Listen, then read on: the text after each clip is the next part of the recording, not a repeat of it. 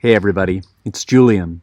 You're never too old for bedtime stories, so tonight we're going to be reading Chapter 6 of The Lion, the Witch, and the Wardrobe by C.S. Lewis. If you remember, in our last chapter, Peter, Susan, Lucy, and Edmund had all just climbed into the wardrobe to hide from Mrs. McReady. This chapter is called Into the Forest, so we've picked a special location for it tonight. "I wish the McReady would hurry up and take all these people away," said Susan presently. "I'm getting horribly cramped." "And what a filthy smell of camphor," said Edmund. "I expect the pockets of these coats are full of it," said Susan, "to keep away the moths." "There's something sticking in my back," said Peter. "And isn't it cold?" said Susan. "Now that you mention it, it is cold," said Peter. "And hang it all, it's wet too. What is the matter with this place? I'm sitting on something wet. It's getting wetter every minute." He struggled to his feet. "Let's get out," said Edmund. "They've gone." "Oh," said Susan suddenly, and everyone asked what was the matter. "I'm sitting against a tree," said Susan. "And look, it's getting light, over there." "By Jove, you're right," said Peter. "And look there, and there. It's trees all around. And this wet stuff is snow. Why, I do believe we've got into Lucy's wood after all." And now there was no mistaking it, and all four children stood blinking in the daylight of a winter day. Behind them were coats hanging on pegs.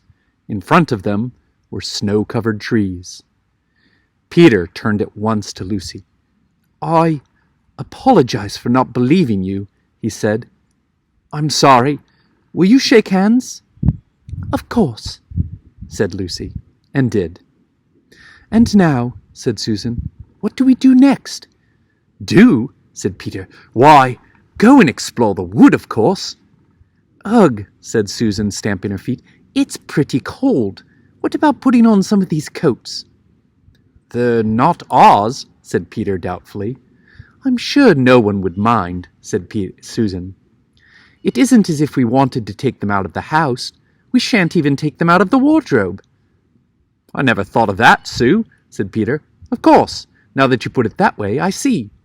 No one could ever say you had bagged a coat as long as you leave it in the wardrobe where you found it. And I suppose this whole country is in the wardrobe."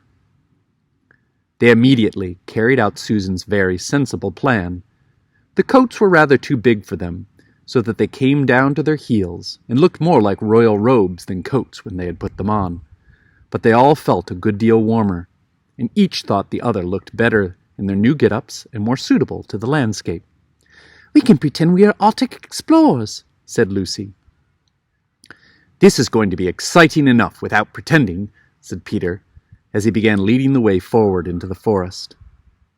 There were heavy, darkish clouds overhead, and it looked as if there might be snow before night. "I say," said Edmund presently, "oughtn't we be bearing a bit more to the left, that is, if we are aiming for the lamp-post?" He had forgotten for the moment that he must pretend never to have been in the wood before. The moment the words were out of his mouth, he realized he had given himself away. Everyone stopped. Everyone stared at him. Peter whistled. "So, you really were here," he said. "That time Lou said she'd met you in here, and you made out she was telling lies." There was a dead silence. "Well, of all the poisonous little beasts," said Peter, and shrugged his shoulders and said no more. There seemed, indeed, no more to say, and presently the four resumed their journey. But Edmund was saying to himself, "I'll pay you all out for this, you pack of stuck-up, self-satisfied prigs." "Where are we going, anyway?" said Susan, chiefly for the sake of changing the subject. "I think Lou ought to be the leader," said Peter. "Goodness knows she deserves it. Where will you take us, Lou?" "What about going to see Mr. Tumnus?" said Lucy. "He's the nice fawn I told you about." Everyone agreed to this, and off they went, walking briskly and stamping their feet. Lucy proved a good leader. At first she wondered whether she would be able to find the way, but she recognized an odd-looking tree in one place and a stump in another, and brought them on to the ground, where the ground became uneven, and into the little valley, and at last to the very door of Mr. Tumnus's cave. But there a terrible surprise awaited them. The door had been wrenched off its hinges and broken into bits. Inside, the cave was dark and cold, and had the damp feel and smell of a place that had not been lived in for several days. Snow had drifted in from the doorway and was heaped on the floor, mixed with something black, which turned out to be the charred sticks and ashes from the fire. Someone had apparently flung it about the room, then stamped it out. The crockery lay smashed on the floor, and the picture of the fawn's father had been slashed into shreds with a knife. "This is a pretty good washout," said Edmund. "Not much good coming here." "What is this?" said Peter, stooping down. He had just noticed a piece of paper, which had been nailed through the carpet on the floor. "Is there anything written on it?" asked Susan. "Yes, I think there is," answered Peter, "but I can't read it in this light. Let's get out into the open air." They all went out into the daylight and crowded round Peter as he read out the following words. "The former occupant of these premises, the Fawn Tumnus, is under arrest and awaiting his trial on a charge of high treason against Her Imperial Majesty, Jadis, Queen of Narnia, Chantelaine of Cair Paravel, Empress of the Lone Islands, etc. Also of comforting Her said Majesty's enemies, harboring spies, and fraternizing with humans. Signed, Maugrim, Captain of the Secret Police. Long live the Queen!" The children stared at each other. "I don't know that I'm going to like this place after all," said Susan. "Who is this Queen, Lou?" said Peter. "Do you know anything about her?" "She isn't a real queen after all," answered Lucy. "She's a horrible witch, the White Witch. Everyone, all the wood people hate her. She's made an enchantment over the whole country, so that it is always winter here, and never Christmas." I wonder if there's any point in going on," said Susan. "I mean, it doesn't seem particularly safe here, and it looks as if it won't be much fun either. And it's getting colder every minute, and we've brought nothing to eat. What about just going home?" "Oh, but we can't, said Lucy suddenly. "Don't you see? We can't just go home, not after this.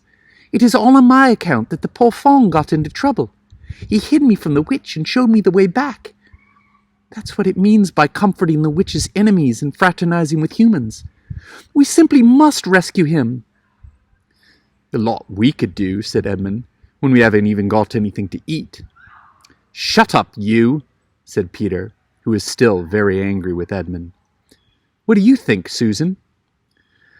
"I have a horrible feeling that Lou is right," said Susan.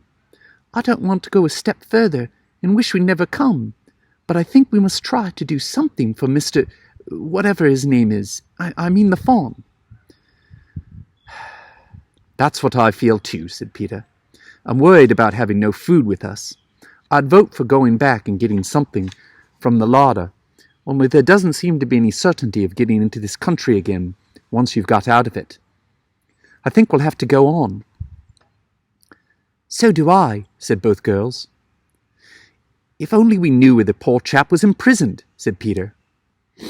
They were still all wondering what to do next, when Lucy said, "Look, there's a robin with such a red breast. It's the first bird I've seen here. I say, I wonder can birds talk in Narnia? It almost looks as if it wanted to say something to us."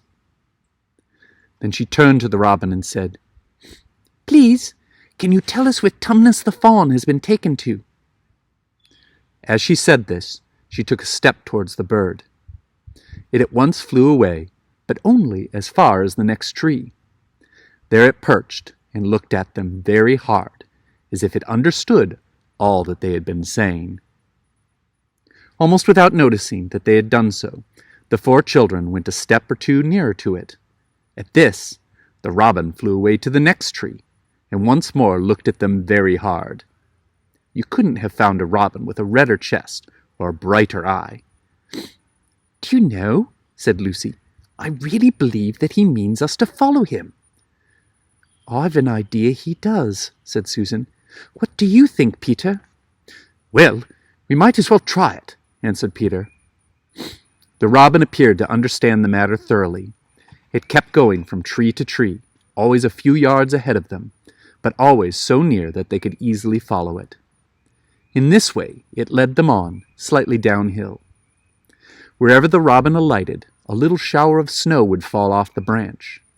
Presently, the clouds parted overhead, and the winter sun came out, and the snow all around them grew dazzlingly bright. They had been traveling in this way for about half an hour, with the two girls in front, when Edmund said to Peter, "If you're not still too high and mighty to talk to me, I've something to say which you'd better listen to." "What is it?" asked Peter. "Hush, not so loud," said Edmund. "There's no good frightening the girls. But have you realized what we're doing?" "What?" said Peter, lowering his voice to a whisper. "We are following a guide we know nothing about. How do we know which side the bird is on? Why shouldn't it be leading us into a trap?" "That's a nasty idea. Still, a robin, they're good birds in all the stories I've ever read. I'm sure a robin wouldn't be on the wrong side." "If it comes to that, which is the right side? How do we know the fawns are in the right and the queen, yes, I know what we've been told that she's a witch, is in the wrong? We don't really know anything about either." "The fawn saved Lucy." "He said he did, but how do we know? And there's another thing, too. Has anyone the least idea of the way home from here?" "Great Scott!" said Peter. "I hadn't thought of that." "And no chance of dinner, either," said Edmund. We'll find out what happens next time, tomorrow night. Good night.